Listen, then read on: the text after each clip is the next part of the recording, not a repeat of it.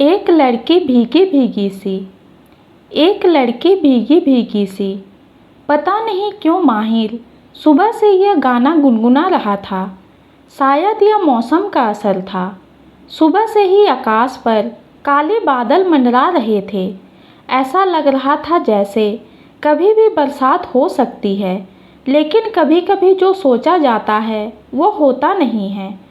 पूरा आकाश काले बादलों से भरा होने के बावजूद मौसम की पहली बारिश अभी भी लोगों को तरसा रही थी। लेकिन बिना बारिश के ही मौसम बहुत खुशनुमा हो गया था। और इस कुछ दिन और मौसम का मज़ा लेते हुए माहिर आज अपनी बाइक निकालने की जगह पैदल ही अपने ऑफिस की ओर चल पड़ा था।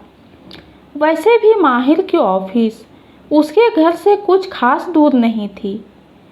एक लड़की भीगी भीगी सी गुनगुनाते हुए माहिर ने ऑफिस में कदम रखा। वाह भाई, अभी बारिश हुई नहीं और तुम भीगी भीगी लड़की भी देख आए। कहाँ देखी? यह शुक्ला था। वो और होंगे जिनको भीगी भीगी लड़कियाँ दिखती होंगी। मैं तो जब भी बारिश में निकलता हूँ मुझे भीगी गाय भैंस ही दिखती है, माहिर बोला। अपनी अपनी किस्मत है भाई, कहकर शुक्ला चला गया। माहिर अपने डेस्क पर बैठा, पर पता नहीं क्यों आज उसका काम में मन नहीं लग रहा था।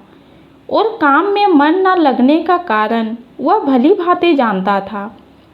वह कारण था निधि। निधि उसी के ऑफिस में काम करती थी और माहिर की बहुत अच्छी दोस्त भी थी।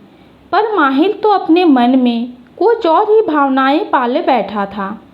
मन ही मन माहिर निधि से प्यार करने लगा था, लेकिन आज तक ये बात उससे कहने की हिम्मत नहीं कर पाया था।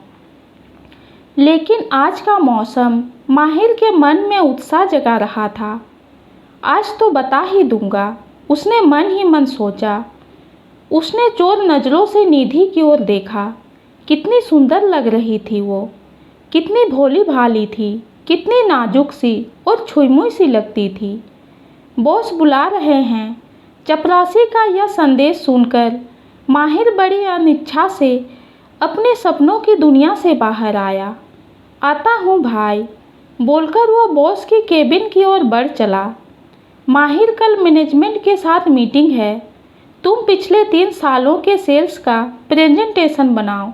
यह प्रेजेंटेशन मुझे आज ही चाहिए ताकि मैं आज उसे देखकर सुधार कर सकूं।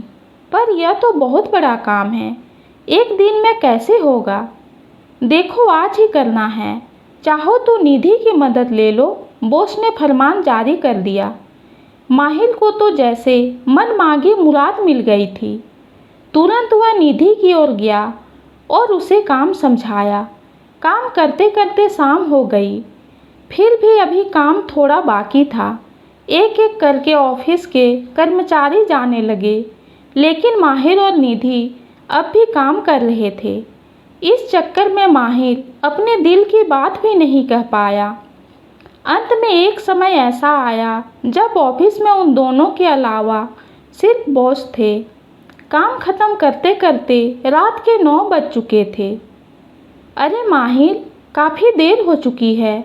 तुम एक काम करो, निधि को उसके घर छोड़ाओ, बॉस ने कहा। ठीक है, माहिर को तो यही चाहिए था।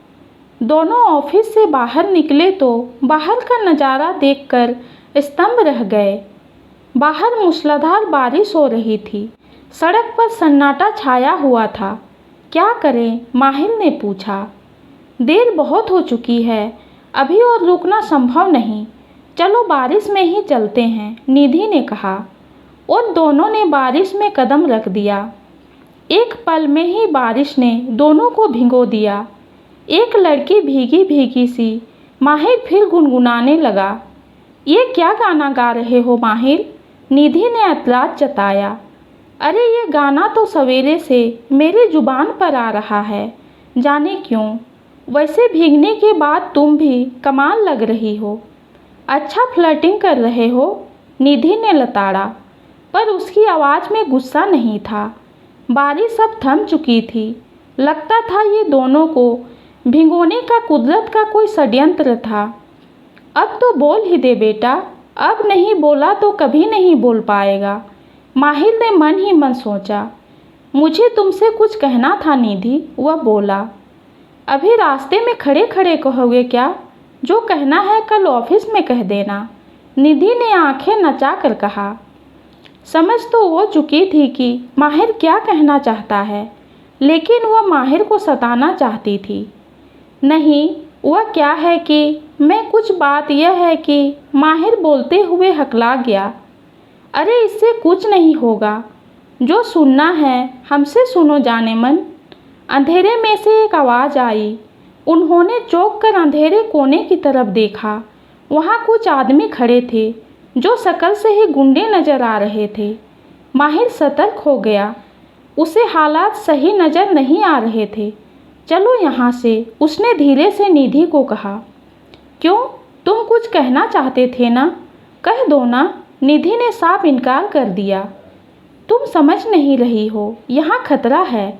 ये लोग, अभी माहिर बोल ही रहा था कि वह तीनों एकदम नज़दीक आ गए। माहिर ने तीनों गुंडों की ओर देखा। ज़रूरत पड़ने पर क्या वो इन तीनों का मुकाबला कर सकता था? उसे इस बात की संभावना कम ही नजर आई। एक गुंडा होता तो वह भिड़ भी जाता, लेकिन एक साथ तीन, यह कोई फिल्म थोड़ी चल रही थी। और निधि, वह तो कुछ समझने को तैयार ही नहीं थी।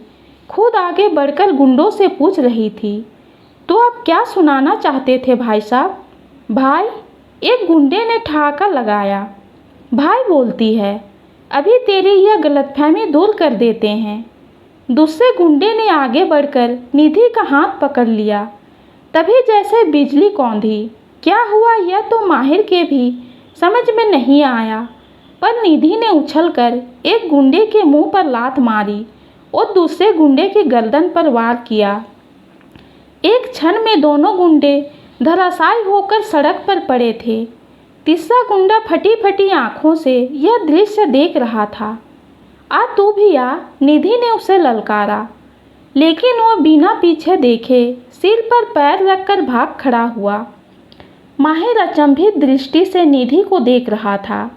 निधि मुस्कुराई। कराटे सीखने के अपने फायदे हैं। अच्छा, तुम कुछ कह रहे थे? मैं आगे माहिर कुछ बोल नहीं पाया। निधि ने एक गहरी सांस ली, फिर कहा, ठीक है, लगता है मुझे ही कहना पड़ेगा।